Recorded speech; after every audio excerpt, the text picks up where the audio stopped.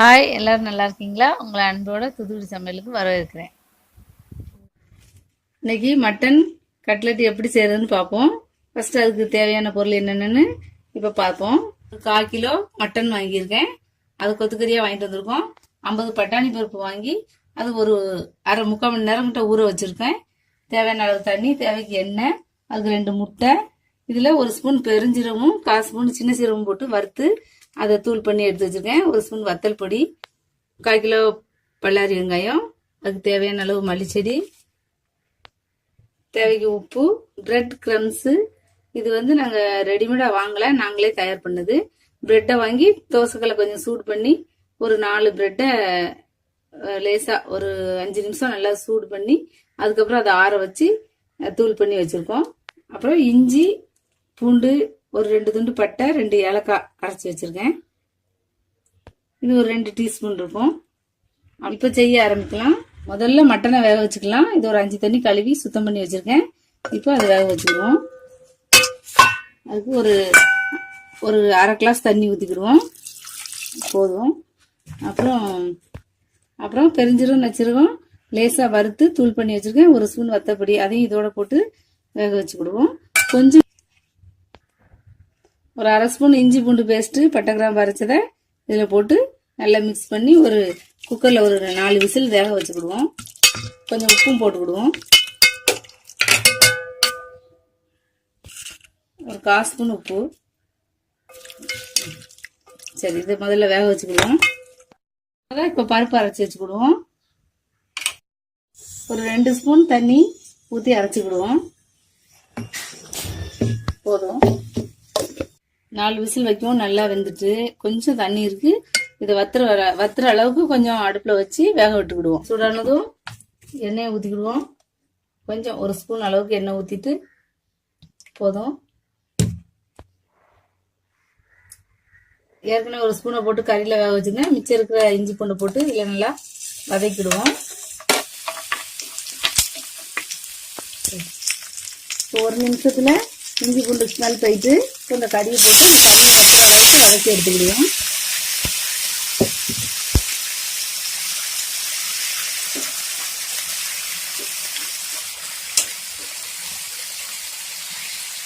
ஒரு 5 நிமிஷம் வதக்கிடுவோம்.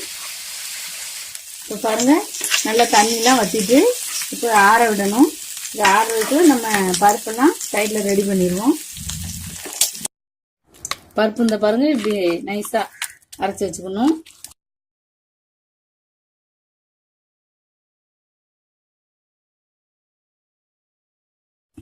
இப்ப நல்லா சாப்பிட்டு அரைச்சாச்சு பருப்பை. அடுத்து நம்ம முட்டையை அடிச்சு வச்சுக்கலாம்.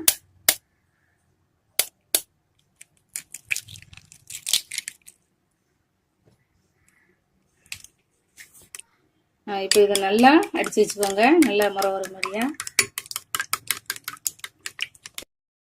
இப்போ பாருங்க, நல்லா அடிச்சாச்சு இதை முட்டைய. இப்போ பருப்பு அரைச்ச மிக்ஸி ஜார்ல கறியை போட்டு அரைச்சிருவோம்.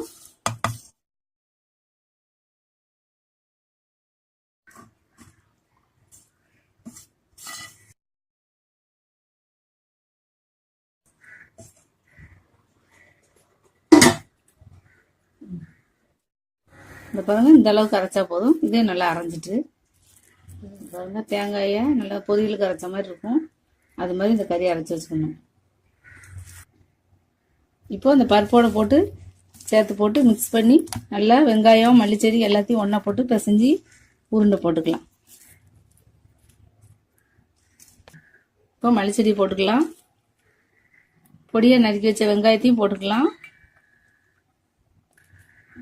இப்போ வெங்காயம், இந்த மல்லிச்செடி, அது தேவையான உப்பு மட்டும் போட்டுக்கலாம். இப்போ நல்லா பிசைஞ்சுக்கணும்.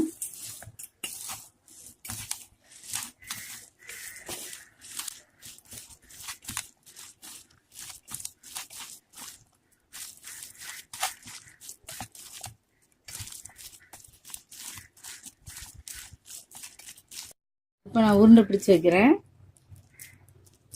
பாருங்க, இந்த அளவு தான் வைக்கணும், வெடிக்காமல் வைங்க. இப்போ இதில் 2 முக்கியமான டிப்ஸ் சொல்கிறேன். அது என்னென்னா, கறியிலையும் பருப்புலையும் கம்ப்ளீட்டாக தண்ணி இல்லாமல் பார்த்துக்கணும். அப்போ தான் அது எண்ணெயை நிறைய குடிக்காது. கறியிலையும் நம்ம கடைசியா இருந்த தண்ணியை வத்த வச்சோம் இல்லையா, பருப்புலையும் அதே மாதிரி கம்ப்ளீட்டா தண்ணி இல்லாம வடிகட்டி எடுத்துக்கணும். அரைக்கும் போது மட்டும் கொஞ்சோண்டு தண்ணி ஊற்றி அரைச்சிக்கோங்க. அப்புறம் வந்து வெங்காயத்தை நல்லா பொடியா நறுக்கிக்கோங்க, மல்லிச்செடி வெங்காயத்தையும். இப்படி செஞ்சு பாருங்க, ஹோட்டல் கட்லெட் மாதிரியே இருக்கும். ஏன் அதை விட சூப்பரா இருக்கும்.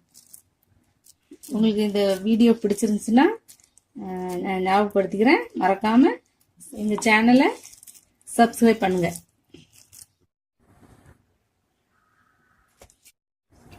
இப்போ முட்டையிலையும் பிரெட் கிரம்ஸ்லையும் முக்கி எடுத்துக்கலாம்.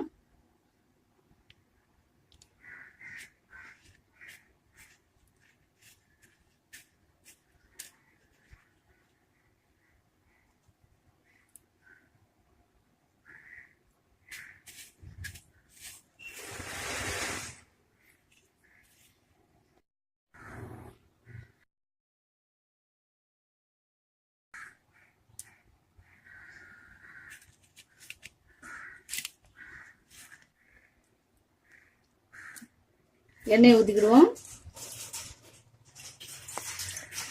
இப்போ எண்ணெய் நல்லா சூடாயிட்டு அடுப்பை சிம்ல வச்சுட்டு பைய எடுத்து போடுவோம்.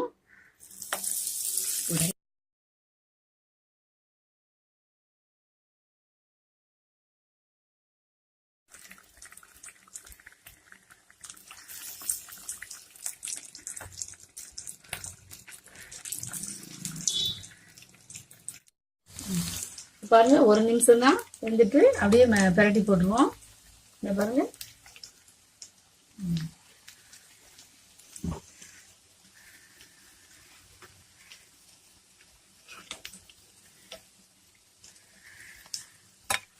பாருங்க கட்லெட் எவ்வளவு சூப்பரா வந்திருக்குன்னு. நிறமா நல்லா வெந்துட்டு இப்ப எடுத்துருவோம்.